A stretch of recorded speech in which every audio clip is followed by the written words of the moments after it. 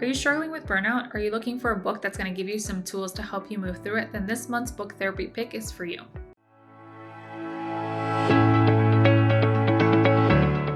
Hey there, my name is Diana Garcia. I'm a licensed therapist in Florida and owner of a private practice called Nurturing Minds Counseling. Hit that subscribe button now to get more book recommendations, tools, and tips to improve your anxiety, relationships, and overall mental health. All right, let's jump into this month's book therapy pick. My book therapy series is really where I pick one mental health self-help book to review, recommend, and highlight 3 insights from the book just in case you never pick it up. So let's jump in. This month's pick is Act for Burnout, Recharge, Reconnect, and Transform Burnout with Acceptance and Commitment Therapy by Dr. Debbie Sorenson, a psychologist. Full disclosure, I did receive this book for free from the publisher. I actually received 2. So look at the comments below to see how to enter a giveaway. But as you've seen from my other videos, I've been doing giveaways anyways. And even though I was asked for a review, just a review, I decided to make this a book therapy pick because I really enjoyed a lot of the tools, the way the book was written. And honestly, I just think it would be really helpful if you struggle with burnout. Okay, so let's jump into the book. The book's about 250-ish pages. It's broken down into 3 parts. Part 1, it's understanding burnout. So this is where Dr. Debbie Sorenson gives a lot of psychoeducation information on burnout. It's really helpful if you kind of really don't have any understanding of what burnout is. Part 2, transforming burnout internally with psychological flexibility. So as you can see from the title, she's using this model, acceptance and commitment therapy, ACT for short, to give you a lot of tools and perspectives from this model to help you really shift the way you relate to burnout, and some tools to help you kind of understand that maybe some of the way you're approaching your thoughts or your feelings is actually keeping you stuck in this burnout cycle. If you've seen other videos that I've done, either book therapy recommendations or other videos, you know that I do practice a lot of ACT. So of course I would gravitate towards a book like this and would recommend it. Part 3, making changes. So this is where she's really encouraging you to look at what are the changes that you have to do in your life, both in terms of looking at your career, your time management, where are areas where maybe you need to learn to speak up, set boundaries, things like that. So really on the concrete changes that you can do. And pretty much I think part 2 and part 3, it's this balance between kind of the serenity prayer, what do you have to accept and make room for and learn how to move through differently, and what do you have to change? And a lot of times when I'm working with a client, it is with burnout, it is that balance. Okay, what are the concrete changes we need to make in our life? And then what are the things that we need to start to learn how to cope or deal with better? And it's kind of this balance. And it's not a clean cut answer, especially when it comes to burnout and these career or life domains, family domains, making some difficult decisions. And she has a section on decision making, which I found also pretty helpful. The other thing that I liked from the book, just overall, she's painting burnout, obviously not just on an individual level, but really helping you understand all the contextual cultural factors that also play a role in individuals having burnout, right? Whether it's your specific work environment, home life, obviously the backdrop of the pandemic, different things like that, to help you really understand that it's burnout's not your fault, or you're not the only one that's been dealing with it. There's contextual factors that some of them are outside of your control that contribute to burnout. Now, I don't want that to lead to a sense of hopelessness, and she really talks about that. It's you can still do something different in how you shift or respond to these different areas of your life. Before I go into insight number 1, I just want to give you a backdrop of the definition of burnout for you to have an understanding. So burnout, the most common definition is really the WHO's, the World Health Organization's definition. It's not a mental health disorder, but the way they classify it is a syndrome conceptualized as resulting from chronic workplace stress that has the following 3 characteristics: feelings of energy depletion or exhaustion, increased mental distance from one's jobs, or feelings of negativism or cynicism related to one's job, and reduced professional efficacy. So as you can see, this is all related to kind of the occupational work realm. I think there's been research and different perspectives that it's not so just fixed on work. You can think of different areas like parenting. So that's another kind of area where you might see burnout. Her stance, and I like this, so I highlighted here, it's burnout can happen in any meaningful yet demanding role in which people are continually exposed to high levels of stress. So you can see that has a much broader spectrum, not just obviously work. It could be in a caregiving role, if you're taking care of an aging or sick parent or something like that. Now, this subtype that she also referenced, parental burnout, and I just wanted to talk a little bit about it, especially for parents who are primary staying at home parents, and that's their job, that maybe doesn't get enough focus on. but it's helpful to have this definition. It's a state of intense exhaustion related to one's parental role in which one becomes emotionally detached from one's children and doubtful about one's capacity to be a good parent. Which I just want to highlight that because I think especially as being a parent, especially if you're balancing being a parent, working, you can notice parental burnout. And maybe it's not something that's talked enough about. And maybe there's a lot of judgment or self-judgment about that. You can see here from the screen, from this model, this is directly taken from the book.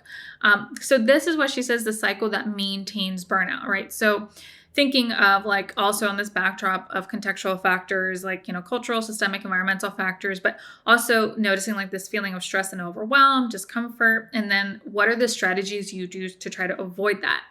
And maybe in the short term, they cause relief, but in the long term, it might be really unhelpful and it could lead to more dissatisfaction or exhaustion. So if you think about, let's say you're feeling really stressed out at work, you're getting more workload, or you have an important presentation that you're preparing for, and you're just feeling overwhelmed, and your short-term strategy is just to like suck it up and hustle, and like, maybe you will pull all-nighters for like 2 days and get the project done or do the extra work and not really say anything to your boss or speak up, or try to set any limits. And in the short term, right, you might get the project done. In the long term, though, it might not be conducive to you because one, maybe your boss never has an idea that you're overworked, overstressed, or has this expectation, well, you can pull out the stops anyway, so why would I get you more help or not reduce your workload? Or just that you can somehow balance and pull it all off, but again, at the expense of your own well-being. Now, what I find helpful, and I think she kind of references with burnout, it's not like this is all or nothing. It doesn't mean that you will never, let's say, have a moment in your life where, okay, it is important to work more for an important work meeting or something like that. But it's helpful to just think about overall patterns, right? Is this an overall pattern for you where, hey, you can't really discern when you need to take a step back or when you are starting to notice that burnout is creeping up on you, then that's no longer helpful. It's not like a one-time thing. So with this burnout cycle, comment below or just think about your own personal cycle. So she encourages you, and she has a lot of questions in the book, a lot of reflection questions that I really liked. But as you see this burnout cycle, think about your own burnout cycle. So what are the mechanisms that really maintain burnout for you? Because then it's helpful to understand places where you can start to intervene or make some changes in your life. Insight number 2 is from part 2. This is really kind of more of like a values-based question or intervention to really help you shift a little bit when it comes to burnout. Obviously, you might want to read the book if you're feeling like really overwhelmed and exhausted, and then you might not be at a place to start to intervene with values. But once you start to understand your relationship with burnout, even looking at your personal cycle with burnout, one way to also start to shift your relationship with burnout is to really tap into your values, whatever area of your life, whether it's parental, caregiving, your job, like what's the bigger meaning and purpose. So she has this like questions that help you do that. Or this concept, big P purpose and little p purpose. Big P, so she gives a story of John F. Kennedy when he went to the NASA headquarters. He asked a janitor, we ran into him and had a conversation, and the janitor responded, "Mr. President, I'm helping put a man on the moon," right? So he could connect his job as a janitor to what they were doing at NASA, right? Like the bigger purpose. It's helpful, whatever role that you're starting to feel that burnout, is to start to think about what would those values be for you, how you could explore that. Now, even if you're like in a healthcare helping profession where you're feeling really depleted, and it might be even hard to tap into that. Like, why am I even here, right? And going back to that definition from the WHO, right? That sense of cynicism is that you start to lose maybe connection with that reason or bigger value as to why you're doing what you're doing. And so periodically it might be helpful to check in with yourself. Another way to also think about this, it's like when you start to explore your values, and there's some other exercises in the book, it also might shed some light on like where you might need to do some changes, right? Like, are there certain values that your values have changed, or, there's different circumstances in your life and there's a certain domain that's more important for you, so you need to shift.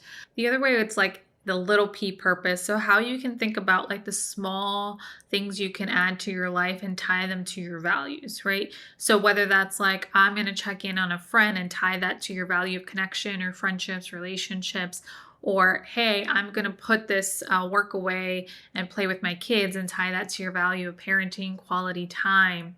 Whatever the value is, right? Whatever these like small, meaningful daily activities, right? Thinking about what those would look like and how you could tie them to the things that matter to you. And then also like slowing down and savoring those in those moments, right? These small little things, these little P's in your life that you can acknowledge are part of these bigger values for you. Okay, the third insight that I want to highlight, it's actually from part 3.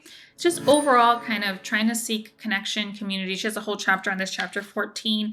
And so I'm just kind of picking out snippets from this chapter that really stood out to me. Clearly understanding kind of maybe this relationship with burnout and isolation and loneliness, and vice versa. Like, does burnout contribute to that? And vice versa, if you're isolating and lonely, does that contribute to your burnout, right? There might be that reciprocal relationship. And also like just how vital when we're feeling depleted or struggling is it to access your social support. And I know that might sound pretty like repetitive, or like we kind of know that, but honestly, think about it. Like when we're having a hard time, how we can access a sense of community or connection, whether in that domain, right, a work domain, or outside of that, right? Really seeking that connection and trying to figure out like what are the relationships that help us going or feel fulfilling or supportive in moments of difficulty. I'm also do a lot of couples work, so I'm also prone to really like have this lens of like when your relationships are doing better, we're doing better, whether in a romantic sense or overall, just friendships, family, right? When those relationships are thriving or supportive, they can really, really be a source of just support and help you get through these really hard moments. She references this TED Talk and the psychologist, I guess, Adam Dorsey, who recommends, he calls the driveway test, because he talks, like talks about not just like seeking connection and community, but like also seeking like being selective or just being aware of like what are the relationships in your life that feel fulfilling, and what are the relationships in your life that feel really draining, right? Because let's be honest, we can have certain relationships, whether they're family or friendships, that actually just like really deplete us. And when we're burnt out, like that might be the last thing we need. And I'm not saying cut these people out of your life. That's not what I'm endorsing, but just being really aware of that. So this driveway test, it's like after spending time with someone, like when you're in the driveway, pause and ask yourself, like, how do I feel, right? Do I feel my interactions with this person? Do I leave these interactions feeling fulfilled, supported, happy? Or the opposite, do I feel like deflated, criticized, attacked, or whatever, right? Like just have like a felt sense check in, like how do I feel after these interactions with these individuals? Because then that's also going to give you a sense like either I need to cultivate relationships that really are going to help me feel more fulfilled, and I need to either set limits or boundaries or just be really intentional with my time or how much I can expend on relationships that feel really depleting. Give me a thumbs up if one of the insights really resonated with you, whether it was about cultivating connection, these values, peace, or just kind of having a better frame of burnout, whether the burnout cycle. Give me a thumbs up now. And of course, again, check out the description below to see how you can enter to win a copy of the book. Because if this is something that you're interested in or struggling with burnout, I really think that some of the tools in here could be helpful for you. And as always, I encourage you to continue nurturing your mind, body, and soul, whatever that looks like for you. Thanks, guys.